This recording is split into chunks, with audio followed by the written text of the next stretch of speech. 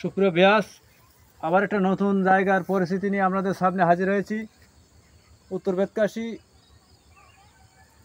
Sorry কয়রা থানা অন্তর্গত 3 নম্বর কয়রার ঐতিহ্যবাহী গ্রাম 3 নম্বর কয়রা গ্রামে শেখবাড়ির সুজলা সুফলা শস্য শ্যামলা প্রকৃতির মাঝে দাঁড়িয়ে আপনাদের সামনে এই যে দেখতে পাচ্ছেন সুদূর অতীতে শস্য ক্ষেত, সামনে বেগুন, টমেটো, শীতকালীন সবজির ভরপুর জায়গা।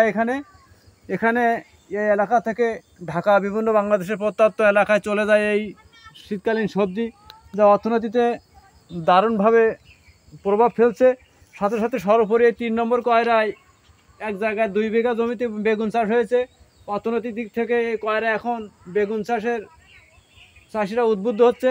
ভবিষ্যতেও এই গ্রাম বাংলার ঐতিহ্য ধরে রাখবে, এই প্রত্যাশা করে আমি আমার বক্তব্য এখানে শেষ করছি।